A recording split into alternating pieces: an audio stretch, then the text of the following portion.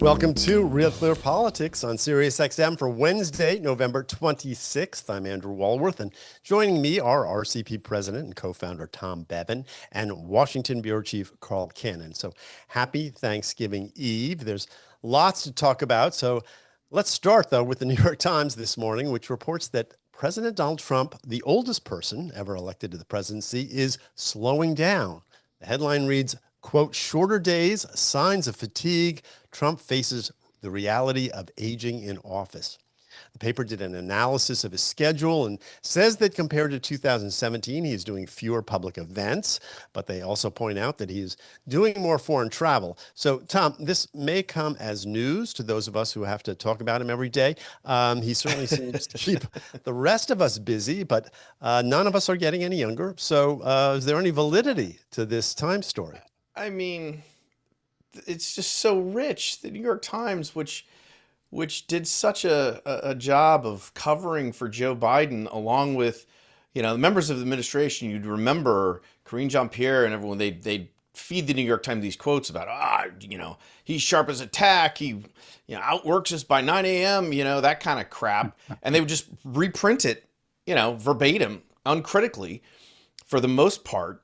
And here they are, spending. I mean, this is a big story in the Times. When you click on it, at least online, it's like this big, photo spread, and they've done a deep dive into his social media posts and his public schedule, so they can determine exactly when his events are starting and all that. I mean, it's laughable, right? Trump, is he doing less events than he did in 2017, 8 years ago?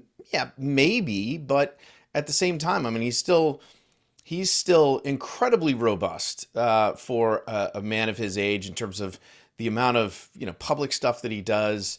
So, I mean, this is all driven by the fact that was it a week ago or 2 weeks ago? He fell asleep during a meeting in the Oval Office, right? His eyes got droopy, and he shut his eyes for a couple of minutes.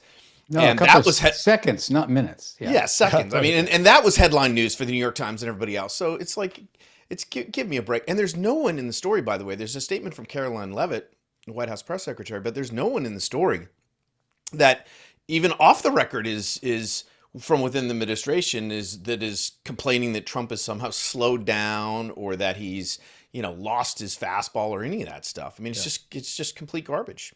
So, Carl, this is one of the quotes that jumped out on me, but they point to this fact that, as Thomas mentioned, there's an Oval Office event, November 6th. He seems to nod off, they say. This is a quote.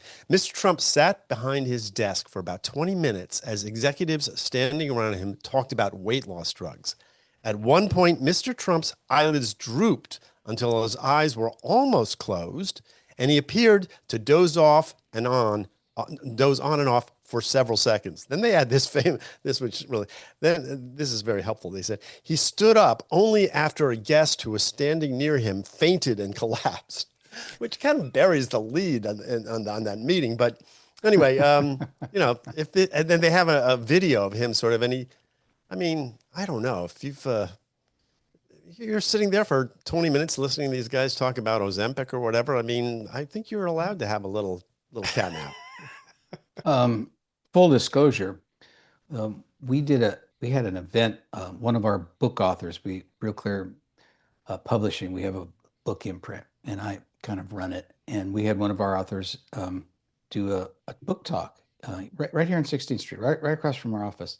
And I went, and as soon as the camera's rolling and they were droning on, the author was droning on. I love the guy, Steve Young, but he was getting a little in the weeds there, and the C-SPAN cameras caught me just full on, like napping, not doing what Trump did, doing what Tom Bevan does. He gets up at 3 a.m. and about, sometimes in the early afternoon, Tom has to go take a power nap. I did that on television. So perhaps I'm compromised and can't defend the president here. But in all seriousness, what I would say, a couple of things. First of all, this isn't really a new issue. When I first got to Washington, Ronald Reagan, he was at that time the oldest president who'd been elected.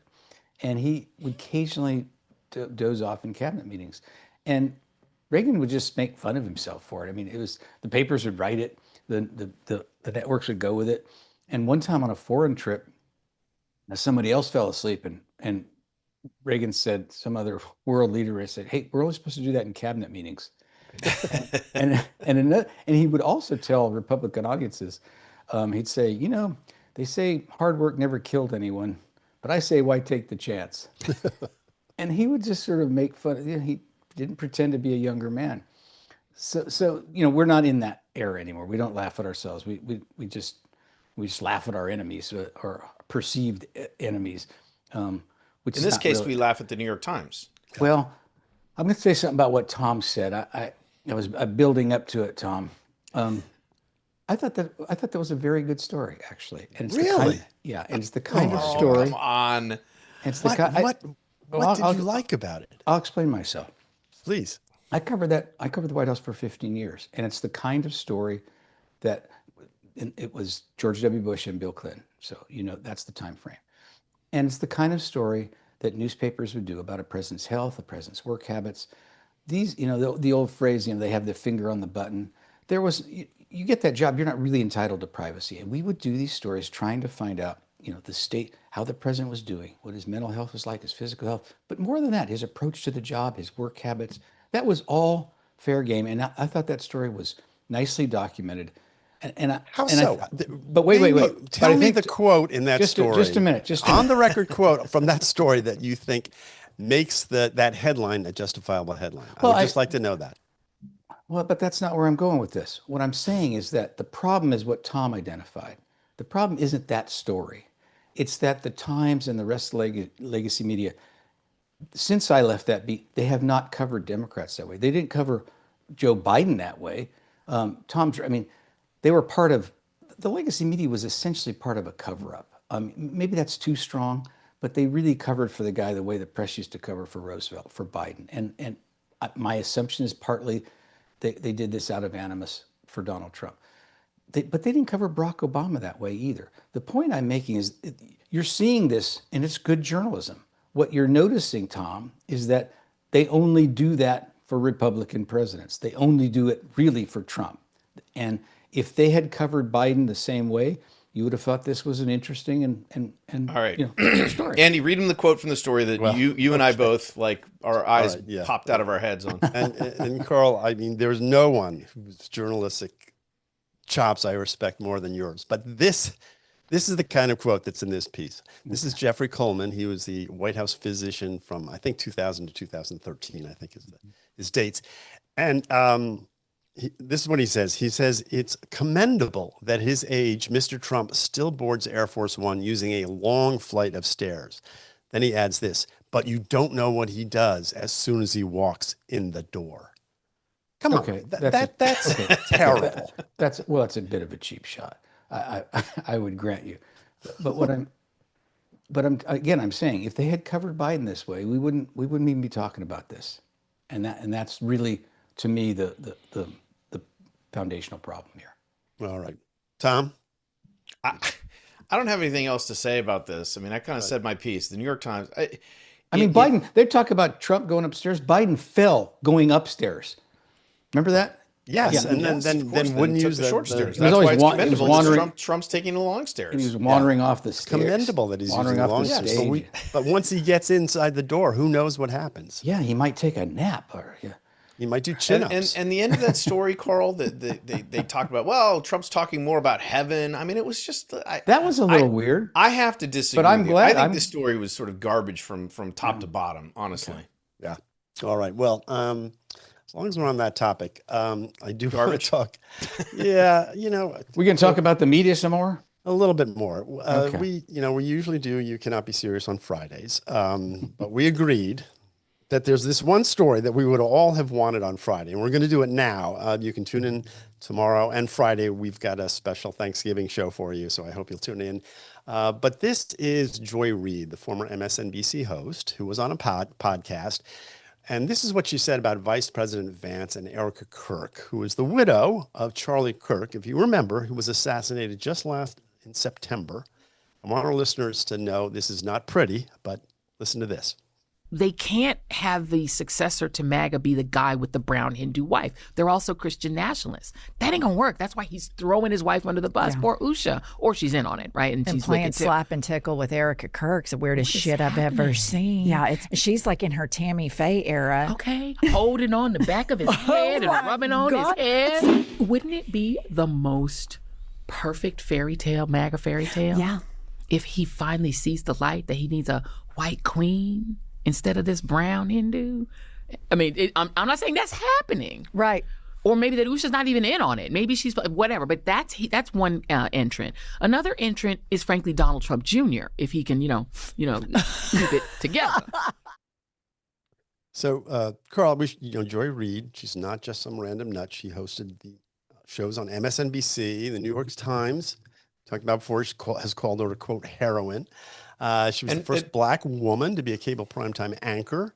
And now this. I mean, what do you make of it? You should add that the women that she's speaking to are Jennifer Welsh, and I don't even know the other woman's name. But they've been all over the news lately because they've got this podcast. I think it's called I've Had It. Mm-hmm. And they've been featured by folks on MSNBC because they say the nastiest, most vile things about, well, J.D. Vance in particular. Yeah. Carl?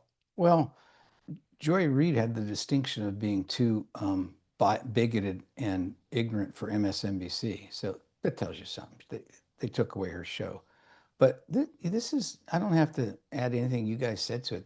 This is just beyond the pale. It shouldn't be part of American political discourse. It's racist. It's unseemly. It's ugly. This is a widow. They're talking about a woman recently widowed who has small children who was assassinated partly because of the kind of things they say about people like Charlie Kirk. And what you'd expect is for them to be contrite and respectful and maybe look in the mirror.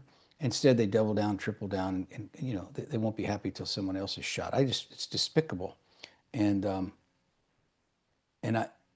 I'm glad I defended the New York Times earlier, so I've got some credibility. Tom? Well, listen, so I was in Phoenix over the weekend visiting my daughter and my parents, and so Megyn Kelly was there. She did her final show. I think it ran on this channel on Monday. It actually happened on Saturday night, and I was there and watched Megyn Kelly interview Erica Kirk for about 45 minutes. And they actually brought up the issue of, Megyn brought it up, the issue of the hug with J.D. Vance and the amount of incredible online hate that she got over that, and she gets over other things. I mean, and, watching Erica Kirk address some of these issues, it was amazing because there were like 10,000, maybe 12,000 people in attendance. And you could absolutely hear a pin drop as Megyn was asking her and talking to her about, what this experience has been like, what she tells her children, how she gets through every single day. And then to have these women, pass judgment on her, what she's wearing. She can't, apparently she can't wear leather pants. She can't wear this. She looks like, attack her looks. She looks like Tammy Faye Baker. And then obviously, the racial element with Joy Reid. I've been a critic of Joy Reid for a long time, and if you go back through my X feed, you will see it. And I thought my opinion of her couldn't get any lower until I heard about this clip. I mean, it is so disgusting and beyond the pale, obviously racist. I mean, she's just a virulent racist. She can't open her mouth without discussing anything and everything in racial terms. And she's, that's how she made her living. That's, I guess, how she continues to make her living. And I know some people will say, well, you shouldn't be talking about her. You shouldn't give her any more attention or oxygen. And I understand that argument. But the flip side of that is it's so, it's so despicable that I feel like it needs to be called out wherever you see it, particularly by her. I mean, she really does not deserve to have the kind of, megaphone or influence that she has. I mean, she's, because she's just, I just think she's a terrible person, honestly. And she was sitting there with a couple other women who I think have demonstrated pretty evidently over the last couple of weeks that they're kind of terrible people too. The contrast, and it got me thinking about J.D. Vance. The Americans were introduced to him, millions of them, for the first time in his debate with Governor Walz of Minnesota, who was Kamala Harris's running mate. And Walz got on that ticket by going around the country calling J.D. Vance weird. Mm-hmm. And then they had this debate, and Vance came across as anything but weird. He's very conservative. He's far too conservative for my taste, but he was gentlemanly. He was actually engaging. He was so good that the Democrats immediately switched their talking point that night and said he was slick. And there was a moment in there, a very human moment, where Tim Walz was talking about his son had attended a school that had a school shooting, or his friend had. I don't remember the exact thing. And J.D. Vance, his head snapped, and he looked at him. He said, "Oh, I didn't know that. I'm very sorry. That's terrible." And Walz was moved by that and thanked him. That's the person we're talking about. That's the person the left tries to demonize. And so I think first of all, as Tom and I both agree, and I know you do too, Andy, it's just wrong. But I also don't think it's very effective. These they can get their podcast and they get high numbers, but there's going to be a presidential election, and I don't think this is what I don't think it's what swing voters are looking for. Well, again, it's worth pointing out. I mean, talking in racial terms and in such vile language at any point is, I think, unacceptable, and then that's unfortunately part of our discourse. But again, we're talking about a woman whose husband was assassinated in public like 70 days ago. Right. I mean, the level of inhumanity that you have to attack her for anything, quite frankly, is insane. If you can't say something nice about someone, don't say anything at all. And I think they've revealed themselves as I said, as just despicable people. Yeah. Well, I don't think I can add anything to what you guys have said. I think, but I'm glad we played the clip, because I do think, to Tom's point, people should hear what's being said, and it's repulsive. I'm just going to leave it there. You're listening to Real Clear Politics on Sirius XM. I'm Andrew Walworth. I'm here with Tom and Carl, and we're going to be back with more right after these words. And we're now joined by RCP White House correspondent Phil Wegmann. Phil, welcome back to the program. Thanks for having me. So, Phil, you got this piece on RCP today. People can find it at RealClearPolitics.com. It's about the Ukraine negotiations, which you say, quote, highlight a pivot away from the Bush-era foreign policy. And you go on to say, quote, the old hawks are fighting a losing battle in many ways, their arguments amounting to little more than rearguard action. But I'm just wondering, is there really no division inside the Trump house when it comes to Ukraine? Because it looks to some of us that there's at least some daylight between Marco Rubio and J.D. Vance. So what's your take? So the daylight seems to be between the Secretary of State and Vice President on the question of NATO. I've heard a little bit of that bubbling up, but according to sources who are close to Rubio, Vance, and also Special Envoy Witkoff, all of these guys are on the same page for the most part. I think that there could be some slight disagreement on the particulars, but they know that the mission is to end the war. They realize that not everyone's going to be happy with the end result, and we'll have to wait and see if they get a peace agreement that not only the Ukrainians can sign on to, but that the Russians will accept. And it's that last part which has created a lot of division among Republicans stateside.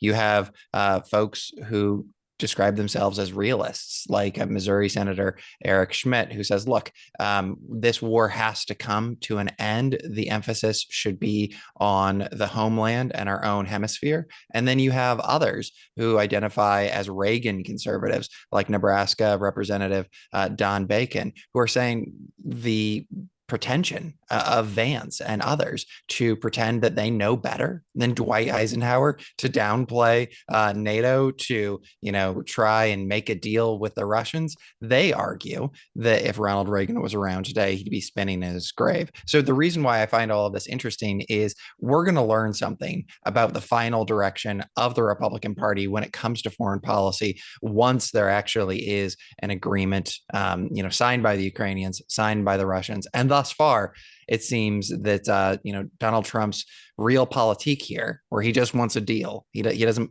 care about any of the niceties, that's going to win out.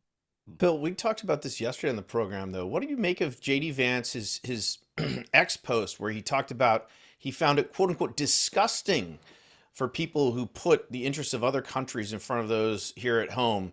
The language that he used, I mean, I understand the sentiment. That's sort of a core MAGA sentiment, right? Why are we sending billions of dollars overseas? But in the middle of these negotiations where they're trying to bring some resolution to the war, the post seemed, the timing was a bit curious, and also the language that he used was a bit, evocative. This is on brand for J.D. Vance. The determining political moment in his life is the war on terror, where he signs up, puts on a uniform, and then after the fact realizes, at least in his mind, that the mission that he was sent on was suspect. And I think that you see that bubbling up in that sentiment there. He's arguing that the United States, for the last couple of decades, should not have been focused on going abroad, seeking out enemies to destroy, but they should have been focused on the problems here at home. That's a very old argument. It's a familiar one, but I think it has reticence now for J.D. Vance, as he feels that the administration is getting towards the beginning of the end of this land war in Europe. And you have some, like former Senate Majority Leader Mitch McConnell, telling the administration that they're basically, selling the Ukrainians down the river, to the Russians. So I think that, yes, there is the conflict itself, but then there's also this meta conflict here in the U.S. Where you still have divides among the Republican Party. You still have some people saying, yeah, we're not all in with America first, at least the way that Donald Trump is prosecuting it. Phil, I've got a question for you, which is, why do these people think, why do they think the J.D. Vance wing of the party, that Vladimir Putin will accept any deal? He's never given any indication of that. And have they thought through, or have you ever heard them, ruminate, if he takes Ukraine, well then, next year he goes into Moldova, and in 2 years he goes to Estonia and Latvia. And I mean, where do these people think there is no cause that America will be dragged? There's no way America can be dragged into this. And the other thing is, we don't have troops in Ukraine. Why are they so dead set? Why they seem against Ukraine itself, which is discordant to me. So, I get their argument. Tom speaks MAGA. He's translated it for me. but I don't understand why they. J.D. Vance is a well-read person. Why don't they get any of the historical parallels here that just are staring us in the face? Well, one gentleman named Zelensky put those historical comparisons directly to J.D. Vance in the Oval Office. He said, if you look at every peace agreement that Vladimir Putin has entered into, he's immediately broken them. And he's also said, look to history. Just if you appease him here, that doesn't mean that tomorrow he's not going to invade another nation. And, Representative Don Bacon, he made a very similar argument. He called Vance and the administration Neville Chamberlain in 1938. He was very aggressive in his critique of them. He's retiring. He's not going to run for re-election. But the response from the administration is, yes, we're clear-eyed on who exactly Vladimir Putin is, just like we were clear-eyed on the nature of Hamas. But they say, if you think it's ridiculous just to get to the negotiation table and try and reason with these people to find a non-military solution, that is much less ridiculous than trying to prosecute and continue this war until there's a military victory. And so, they're sort of buttressing their argument by saying, if you look at the Biden administration, they never defined what victory was. They never had an off ramp for this thing actually ending. And so Rubio and Vance, they seem to say, look, we know who the devil is. We know that it is Vladimir Putin, but we're going to try and reason with him, because the Ukrainians can't defeat him on their own. And so rather than us being drawn into a conflict with him, we'd rather, try and strike a deal, even if, all of those other times he broke the deal. Yeah. Well, Hamas does not have nuclear weapons. We should point out that's one big difference between the two conflicts. But a lot of people sort of on the right, the old right, sort of look at Marco Rubio and think maybe he's still closet one of us, or one of them, I should say. Maybe I'm revealing too much when I say one of us. But that Marco Rubio was a hawk before he was MAGA. And we see this sort of ties into that. There's a lot of inconsistency, let's put it that way, in Trump foreign policy. Mm-hmm. And maybe that's a plus. Maybe that's because he's not slave to any sort of outdated ideology. But they seem to be more than happy to threaten using kinetic force, as we say, in places like Venezuela and even in Nigeria. Mm-hmm. They bombed the crap out of the Iranians. They didn't seem to have any problem with that. So, hey, is there a coherent foreign policy when it comes to the use of force within the White House right now?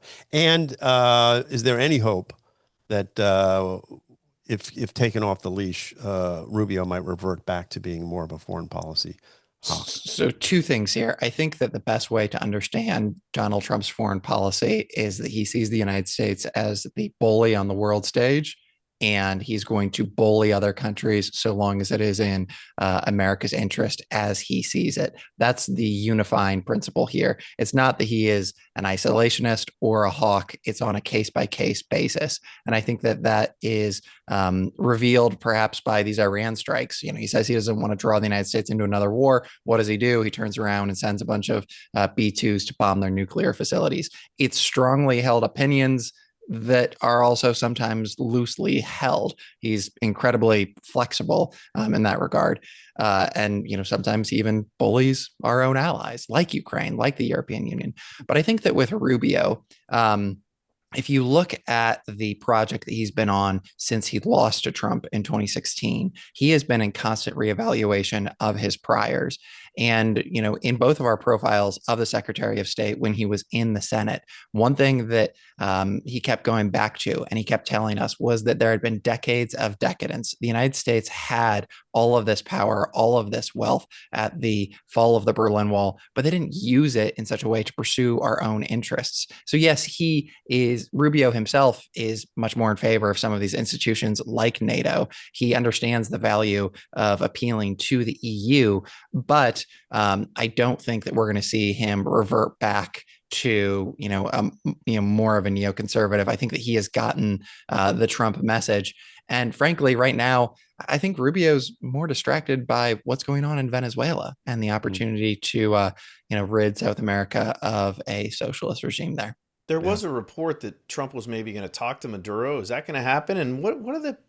I mean, it seems crazy to me that Trump would actually use force there, like put boots on the ground when he wouldn't do it, anywhere else, and talked about bringing, not fighting these forever wars, and he's going to actually invade Venezuela. I mean, does he own some oil wells there? Yeah, it's the madman theory of foreign policy. Once again, at one moment you think that he's an isolationist, the next he's beating the war drums. I don't know if Donald Trump's going to speak with Maduro. There's been a lot of reporting that Maduro certainly would like to get a hold of the president. I think the White House might be leaving him on red or sending him to voicemail here. But why wouldn't he talk to him though? He talks to everybody else. He talks to everybody, even Vladimir Putin. But going back to something that Senator Eric Schmidt said, he said that the priority needs to be our homeland and it needs to be the Western Hemisphere. And I think that that's what we see with the United States right now. They are de-emphasizing Europe. They're trying to get our allies to provide, the 5% of NATO obligations that they're supposed to. They're trying to get the Europeans to actually step up and provide for Ukraine's defense. By the way, the Europeans have spent more on Russian oil than they have on actually arming Ukraine, to their own shame. But, as the U.S. is focusing on our own hemisphere and on our homeland, they're preparing for, this future conflict with China. And so I think that, in Trump's sort of new, Monroe doctrine, he says, look, South America is ours. We're not messing around with a client state of Iran and Russia. They're going to bend to our will. And he's going to run through any stop sign required, any stop sign necessary. I still think it's very unlikely that there is an invasion of that nation, but there's momentum to these things. You don't send a carrier strike group and Marines, to the Caribbean Sea just to have them, work on their tan. I mean, and it's not just going to be some isolated strikes. I think that we haven't seen the end of this. James Monroe Trump. Yeah, right. Hey, you're listening to Real Clear Politics on Sirius XM. I'm Andrew Walworth. I've got Tom and Carl with me. We're talking to Phil Wegmann. And Phil, I do have to ask you about this leak that came out this morning. That's fascinating.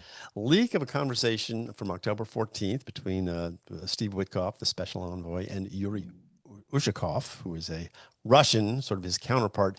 Bloomberg has the leak. You can read it there. But the gist is that Witkoff is advising Ushakov on how Putin should talk to Trump. They sound pretty chummy in this transcript. What is the White House saying about this? So the White House has not denied that the transcript is real. I am almost more interested in less of the substance of the conversation, although that is fascinating, as by who leaked this thing. Yeah, Did right. it come from someone in Witkoff's camp? Is it the Russians playing games? Are they trying to throw a wrench in things at the last moment? And I've got a question for Cannon. If I came across a transcript of U.S. diplomats as they were trying to end a land war in Europe that has cost hundreds of thousands of lives, I mean, don't get me wrong, I would write that story, but I think I'd summarize. I don't know if I'd print the verbatim transcript. That's above my pay grade. Well, I'd have to call my friend Jeffrey Goldberg and seek advice on how you handle this when this administration doesn't know how to use computers and doesn't know how to keep secret. This is a grave violation of national security, and Witkoff's an amateur. I said that the other day, and Tom thought it was kind of harsh, but I feel a little vindicated this morning. But I don't know where it came from. And, you got a New York real estate man trying to solve the most difficult foreign international, problem that we face on this planet right now. And if he does it, I'll happily eat my words, and I'll be very happy. I'm going to say a prayer for Steve Witkoff on Thanksgiving Day. When you say, Carl, but in the meantime, why can't these people? Why can't they keep their communications private in this administration? It's astonishing. when you say this was a grave violation of national security, are we to imply from that you believe the leaker should be prosecuted and jailed? I wouldn't say hanged. Trump got in big trouble for that. But no, Cannon raises a really interesting point. Look at all of the Yale men who worked for former President Joe Biden. Look at Mr. Sullivan, who was the national security advisor, who played a very oversized role, I think, as Biden was diminished. They had the best credentials, and yet they saw the beginning of a land war in Europe, the biggest conflict since the Second World War. They saw the acceleration of the war in Gaza. I take the point that Steve Witkoff and Jared Kushner are amateurs. And I would add to it that I think that they are actually corrupt. Jared Kushner is doing business in the Middle East, and he's negotiating with his own business partners. It's not just the good of the country that I think that he has in mind. And I think that we should be open-eyed about that. But the results thus far have been pretty damn promising. I mean, there's been a lot of progress in Gaza. There's actually Ukraine and Russia at the table. So, there might be something to be said for the amateurs over the people with the best credentials. So this is my objection to what Carl said. And you know what was really interesting is back when Trump first took office, Condi Rice was talking about, and she was steeped in all of this diplomacy, right? And she was talking about during the Bush administration and how it had been done for years and years and years, that they would, before they went out, and released a statement, or before the president would go out and speak on any of these issues, like they would vet every single word to make sure that it was exactly in sort of the diplomatic speak that was required, whether they were talking about Taiwan or anything else, right? And that all ended when Trump took office.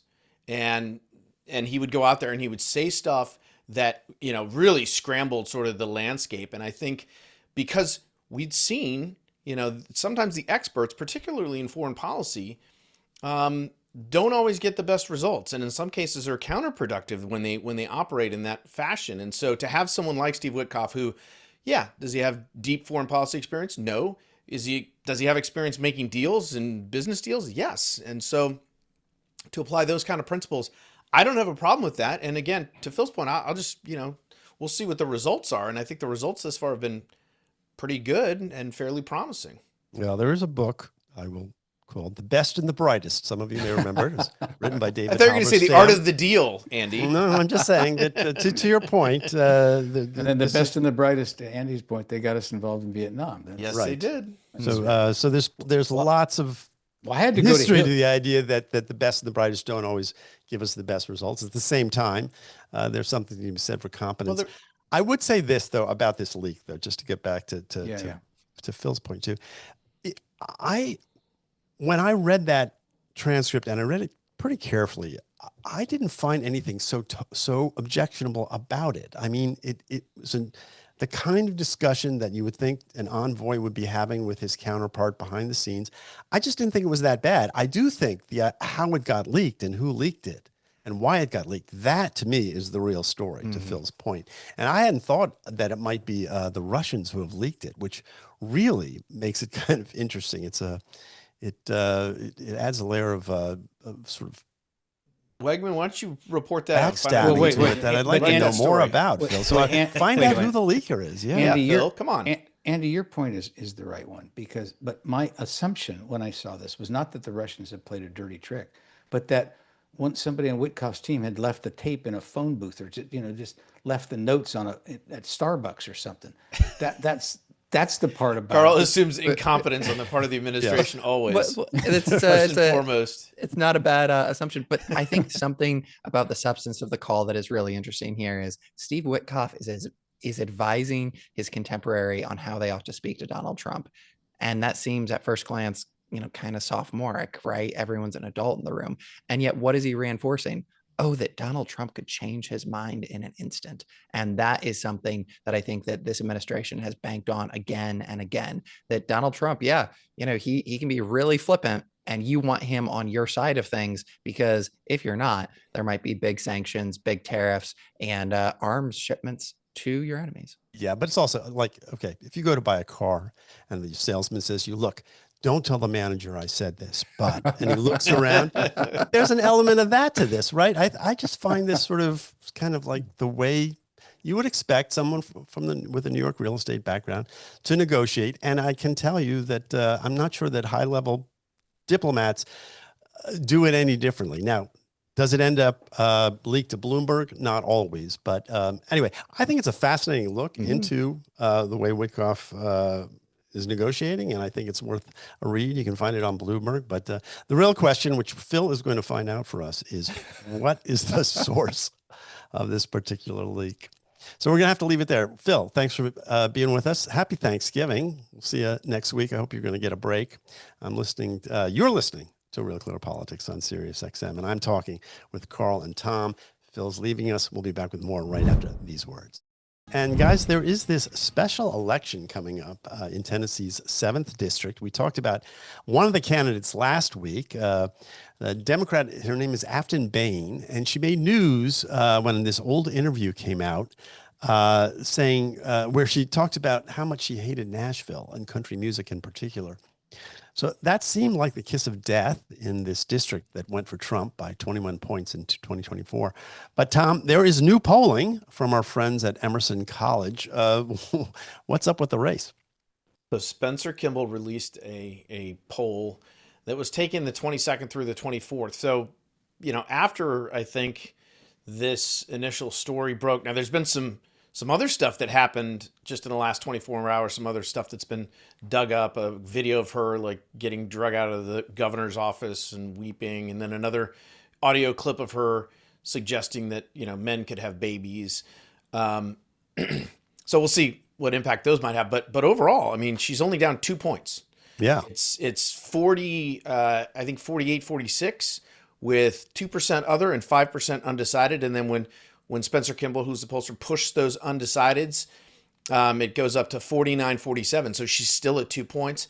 It's all the hallmarks of what we've seen in our, in our current sort of political landscape. There's a gender gap. Men are going for the Republican.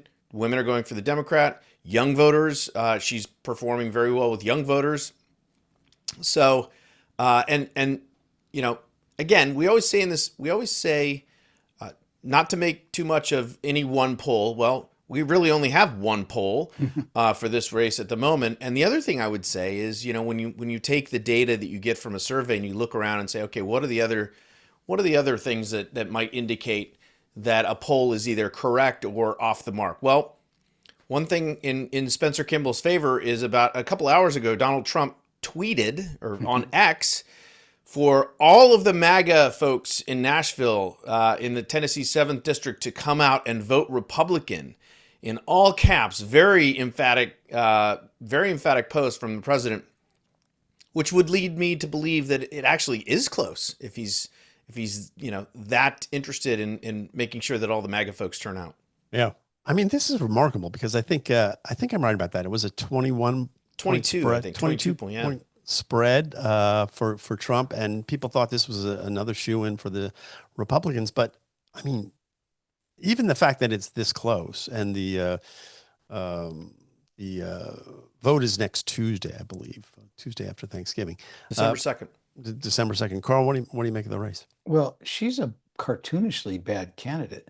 And for this thing to surface that she hates Nashville, she hates country music, you know, and that other one, the one Tom mentioned, it's a video of her basically storming the governor's office like a you know, Antifa or Code Pink person. She doesn't seem like a serious person, but she's mounted a serious campaign, and she's seen something that other people haven't. That Trump is vulnerable. The Republicans are vulnerable this year. And if she were to win that race, you're going to start to see full panic mode on the Republican side, and you're going to see the Democrats pronouncing long before the midterms that they are back, baby, and the reports of their death were greatly exaggerated, and it'll make sense because this will be a clean sweep. And you know, you say, well, how can someone get elected like that? The stuff she said about Nashville, I mean, she was kind of emoting. It's not nearly as bad as what Jay Jones said in Virginia about wishing the children of Republicans to be killed, and their mother to have to watch it and enjoy them suffering. I don't know. You're attacking country music in Nashville. Well, it's pretty close. Okay, but I'm saying that this guy won after saying those. The Democrats are highly motivated. They are turning out. We said this before after you know, the first Tuesday in November when we had these elections in Virginia, New Jersey, and New York City, Supreme Court in Pennsylvania, these other places. Donald Trump is on the ballot, but only for half the electorate, only for the Democrats. And so this is the worst of both worlds for this party right now. And if they were to lose this seat, you're going to have probably 100 people on the Democratic side running for president in 2020. Right. Well, I mean, look, what's making this possible, okay, is that obviously this district is heavily Republican district, but this is a special election, and it's on the first Tuesday of December, following Thanksgiving weekend. It is going to be an exceedingly low turnout election, right. And Democrats, as Spencer Kimball's poll pointed out, are much more motivated by double digits to turn out in this election. So when you have a small committed group who's going to go to the polls, and if Republicans take a powder on this, they could lose this seat. I think if Republicans do turn out, they'll obviously win, and might even win handily. But again, there's a good chance that folks, I'm sure it's not going to be, the weather's not going to be terrible in Nashville, but there might be some Thanksgiving hangovers going on that might. But it is perilously, if you think perilously close to Andy's favorite phrase. It all depends on turnout. It is a perfect storm in as Tom points out, though, in that it's an election where the turnout's going to be very small, and that district, the blue part of that district is in Nashville, in the urban. So just even there, just in terms of organizing your voters, it's always easier to organize urban voters than rural voters. So she's got a real shot. This is something we're going to keep an eye on because it's so fascinating. And I may have to eat my words because she was my You Cannot Be Serious about a week ago, because I thought her Nashville comment would. I think you sink cannot her be serious candidacy. still stands on its own merits, Andy. I mean, Well, you I can't hope attack, so. We'll you see. can't- I don't know. We'll just criticize the voters if they make if they go for her. Andy, well, That always works out well. We can quote Dick Tuck, the great California prankster Democrat. The voters have spoken. The bastards. Well, it is Thanksgiving, guys. We have to talk about this because there is this spate. It happens every Thanksgiving. The USA Today has one of the articles about how to talk to your MAGA uncle. It's always the MAGA guy at the dinner table who's going to talk politics and how you should talk to them. Carl, are you ready for Thanksgiving? Well, that piece in USA Today, that column, it's a former Chicago Tribune columnist. He was once a humorist. He's not very funny today. This is Rex Hupke. His name is. Yeah. He said, I know you probably shouldn't talk about this. You want to say, well, just enjoy your family, enjoy the day, and enjoy football. No, it's too important. He's basically his column is a clinic on how to attack conservatives, Republicans, Trump. Explain to your relatives how if they're even able to enjoy the day, there's something wrong with them because these are the end times and Trump is a monster. It's about as far away from the spirit as Thanksgiving as you could get, it seems to me. I was just, we've gotten used to this. You're right. Every year, it's always the liberals saying, when your right wing drunk uncle starts talking. Yeah, it's always your uncle for some reason. Yeah, what do they have against uncles? But it's never. But if you read this column, it's more likely to be your sister-in-law with a nose ring who's really blue mad, hair, died Who voted for Mamdani? Yeah, this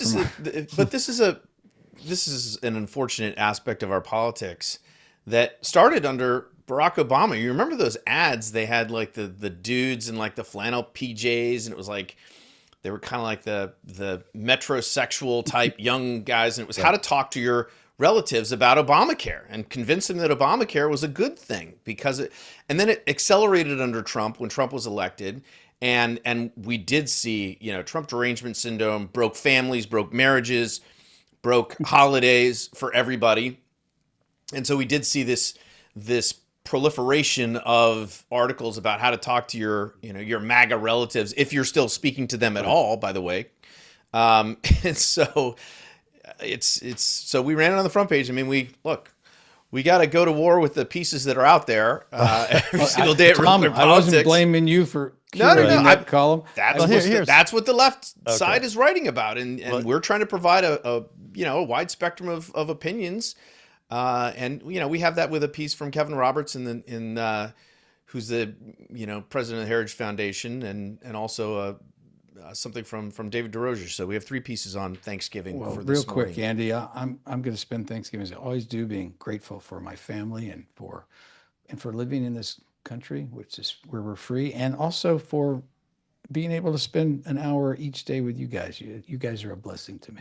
Oh, very sweet. Yeah. Well, same thing. I'll be with my family. It's going to be a great Thanksgiving. And I'm thankful for them. I'm thankful for this country. And I'm thankful for our audience and for XM Radio for letting us do this. Tom? Obviously thankful for my kids, but also thankful. I just got to visit my parents, and they're in their 80s, and it's great to have them around, and for them to be able to get to do all the things with us and with my kids. So very thankful for my parents, and of course for the show and for you guys, and for Megyn Kelly getting her own channel, Yes. inviting us to play along. Right. Well, that's our program for today. Happy Thanksgiving, everyone. If you're listening on the podcast apps or watching on YouTube, be sure to subscribe, let us know. Megyn Kelly is coming up next. We'll be back here tomorrow, and we'll be here Friday, and we'll be here Monday, all at 11 a.m. Eastern. I want to thank our producers, who I'm thankful for as well. Jake and Carrie help us out every day. So on behalf of Carl, Tom, everyone here at RCP, thanks. Have a great Thanksgiving, and we'll see you tomorrow.